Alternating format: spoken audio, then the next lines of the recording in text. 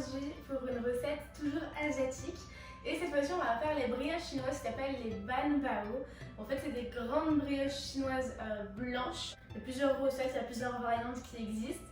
Et aujourd'hui, on va les faire au porc. Pour démarrer, on va commencer par la pâte parce que c'est une pâte qui va lever avec la levure de boulanger et on fera la farce juste après. J'ai la farine, le sucre qu'on va pouvoir mélanger ensemble avec un petit peu de sel. Ici, j'ai du lait que j'ai fait tiédir un petit peu, 30 secondes au micro-ondes, ça suffit largement. Avec ma levure de boulanger et un peu d'huile. Et j'ai ramené le batteur parce qu'on va pétrir la pâte. Et pour que ce soit plus simple et plus homogène, j'ai pris mon batteur. Si tu n'as pas de batteur, il n'y a pas de souci, ça se fait aussi très bien à la main. C'est parti. Tout d'abord, je vais prendre ma levure de boulanger qui est là et je vais la délayer un peu, la diluer dans le lait. Pour ça que le lait est tiédi, comme ça va plus vite. Donc l'objectif c'est de mettre déjà un petit morceau la levure, ça sera beaucoup plus simple après, ça évitera de faire du pâté. Je remue un petit peu histoire que ça soit plus facilement homogène, mais je vais pas plus travailler que ça. Je laisse mon lait tranquillement sur le côté et on va mélanger le reste. J'ai 105 g de farine ici que j'ai tamisé. Je tamise toujours la farine quand je fais des pâtes. Comme ça je suis sûre qu'il n'y a pas de gourmand, je suis sûre qu'il n'y a pas de petits morceaux. Je rajoute le sucre et un petit peu de sel. Là, l'objectif c'est de pouvoir faire 16 brioches avec cette pâte. C'est intéressant parce que selon les pays où on va trouver un nom différent à des brioches. Voilà, donc le nom ban bao, il me semble que c'est le nom chinois. En tout cas, c'est celui que moi je retrouve le plus quand je vais en acheter. Voilà, je ne sais pas si tu as déjà goûté ce genre de brioche, mais c'est vraiment trop bon. Ça se mange vraiment à tous les repas. Ils peuvent, chez eux, ils ont la coutume de le manger, que ce soit au goûter, comme un encart, un snack salé. Ça peut être aussi au petit déjeuner. En Asie, ils prennent beaucoup des petits déjeuners salés, histoire que ça tienne aussi au corps. Donc ça peut vraiment se mettre à n'importe quel moment. Tu peux le compléter sur un repas ou carrément le faire en entrée. Mes poudres sont mélangées, le lait a délayé un peu la levure. Je vais du coup rajouter l'huile. Donc j'ai choisi de mettre de l'huile d'olive, mais dans la recette le mieux c'est de mettre de l'huile de sésame, comme ça on reste un peu dans le thème asiatique. Mais je n'avais plus d'huile de sésame. On met les liquides du coup dans la poudre, ce qui est pratique c'est de faire un petit puits. Comme ça, et ben, ça va se mélanger plus facilement.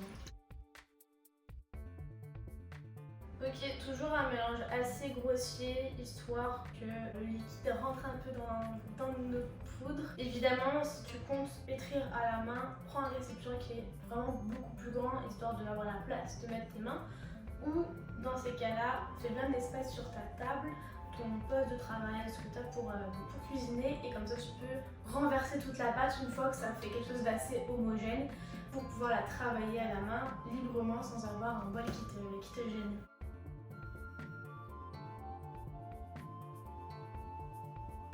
Une fois que ça fait un peu pâteux, qu'il n'y a plus de liquide qui va couler dans tous les sens, du coup je vais pouvoir le mettre dans mon robot. Toi c'est le moment où tu peux changer de récipient si tu trouves que le tien est trop petit, ou si tu veux le mettre directement sur ton plan de travail, bah, tout renverser directement. Mon robot c'est un KitchenAid, l'avantage c'est que je peux vraiment tout faire dessus, dedans plutôt.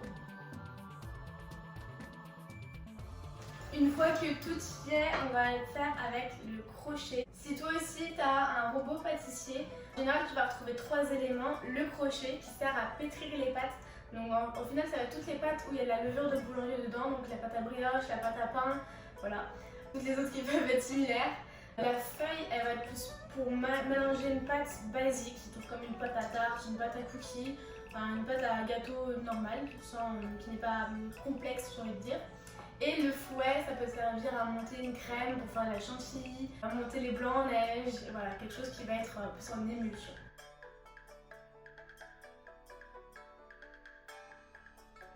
C'est parti. Et si tu te demandais c'est quoi ce bout de plastique que je tenais dans les mains tout à l'heure, en fait ça te permet de le caler là et d'éviter que par exemple la farine, les poudres s'envolent et t'en foutent partout dans la cuisine.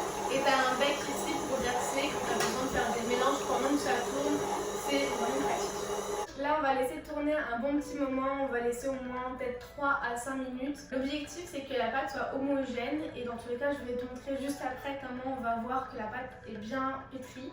Et à la main ça va être peut-être un peu plus long n'hésite pas à vraiment fouetter la pâte et on fera une vidéo prochainement pour te montrer comment on fait un pétrissage à la main.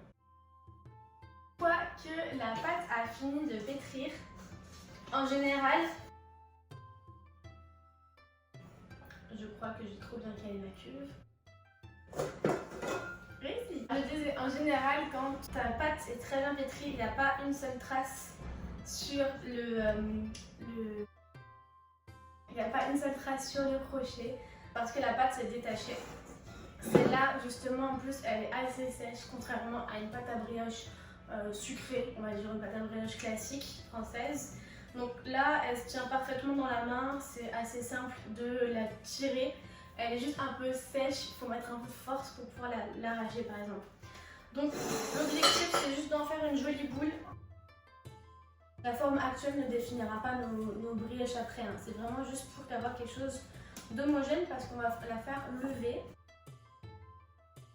Je vais la laisser dans ce plat parce qu'il est assez grand et vu que l'objectif c'est que la pâte se lève et qu'elle se gonfle, voire elle double à triple de volume, donc autant la laisser dans un récipient qui est assez grand pour qu'elle ait l'espace. Si tu mets dans un récipient qui est trop petit, ça va la compresser, elle va pas pouvoir lever correctement, du coup ta pâte à brioche elle va être très serrée et ne sera pas aérée, comme un pain sans mie si tu veux, et en même temps ça va déborder donc ça va être la cata. Pour faire lever ta pâte, tu peux très bien la laisser 2 heures à température ambiante, mais je t'avoue que pour moi ça paraît comme une éternité. L'astuce, tu en as deux. Si tu as un four, tu vas le mettre au four comme je vais le faire. J'ai fait chauffer mon four à 110 degrés, je vais l'arrêter et je vais laisser 30 à 40 minutes dans mon four avec un film sur le dessus. Si tu n'as pas de four, tu peux le mettre sur un radiateur. Alors je sais pas à quel moment tu vas regarder cette vidéo, mais là on est en plein hiver, alors mon radiateur il est à fond et tu peux très bien poser le récipient sur le radiateur, toujours avec un film dessus. Et la chaleur va permettre de lever la pâte plus rapidement, pareil environ 30-40 minutes. Une autre astuce, si tu n'as pas de film alimentaire, tu peux très bien prendre un torchon et l'humidifier un peu, donc le tremper est bien essoré, et mettre sur le dessus pareil bien tendu, pour pas qu'il se relâche. Et ça permettra à la pâte de continuer à lever, mais surtout au-dessus de ne pas croûter. Parce que si le dessus croûte, c'est de la pâte de perdue. Et ça va être très difficile à remélanger derrière. Donc moi je mets un film, mais un torchon humide, ça fait très bien l'affaire. Donc c'est parti, je le mets dans mon four éteint pour 30 minutes et on va faire la farce pendant ce temps-là.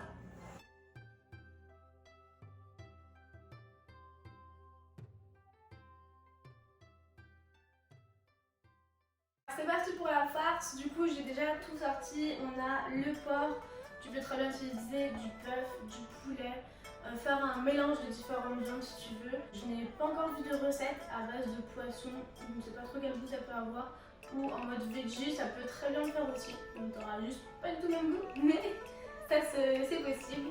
Là dans mon bol je vais rassembler toutes les sauces, ici le sucre, le sel, le poivre, la farine de tapioca, l'oignon que je vais mettre en petits morceaux avec la ciboulette et les pousses de bambou que je vais mettre aussi en plus petits morceaux. C'est parti!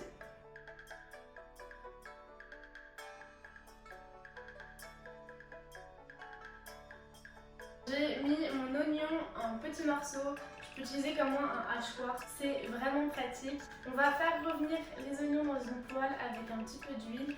Pendant ce temps de cuisson, on va couper le bambou et la ciboulette vont saler très vite. Je mets ma ciboulette dans le saladier avec ma viande de porc et je vais couper en petits morceaux mon bambou. Une fois que le bambou est coupé en petits morceaux, je le rajoute aussi avec la viande. J'ai rajouté le sel, le sucre, le poivre et la farine de tapioca. J'ai ajouté les pousses de bambou et les huiles, enfin l'huile et les sauces. Donc il y a les sauces de soja, sauce huître et de l'huile d'olive. Si tu as de l'huile de sésame, toujours c'est meilleur. Et à la fin, je rajoute du coup mes oignons qui ont un peu ressauté.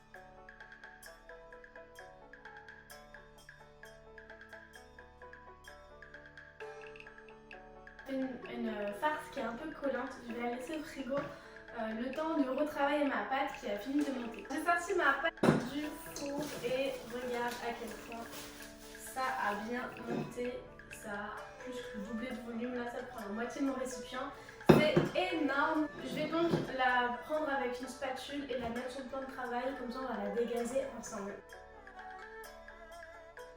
ça a fait une bonne boulette assez grosse. Je vois, ça fait beaucoup plus gros que tout à l'heure.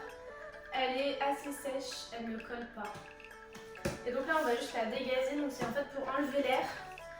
On fait quelques appuis comme ça, histoire d'enlever le surplus d'air. On voit qu'elle est beaucoup plus lisse, beaucoup plus facile à manier que tout à l'heure en plus. Et on va la couper en 16, du coup 16 parts pour faire 16 brioches.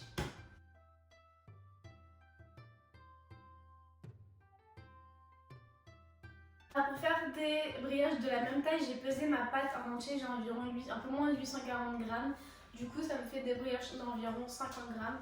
Donc tout simple, je pèse et je mets de côté, ça va aller vite.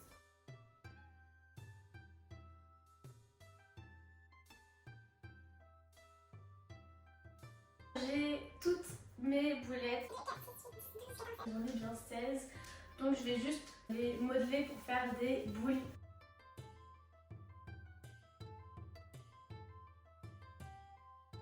Maintenant qu'on a boulé toutes les brioches, on va pouvoir ressortir la farce. On va étaler un peu la brioche, donc là il faut sortir le rouleau à pâtissier et en même temps un peu de farine ou de la fécule de tapioca pour pouvoir étaler facilement sans que ça colle surtout au rouleau, et on va pouvoir garnir nos brioches. C'est parti, j'ai mon rouleau, je vais prendre une des boulettes et l'objectif ça va juste être de l'étaler en laissant le centre un peu plus épais que les contours, comme ça déjà sera plus simple à fermer la brioche et en même temps ça va pas craquer quand tu vas pouvoir garnir la brioche.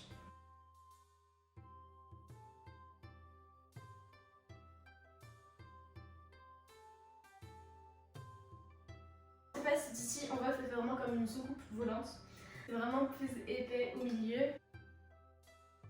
Je place bien mon centre, voilà, et en fait je vais rajouter une cuillère à soupe de farce et je vais pouvoir fermer tout ça.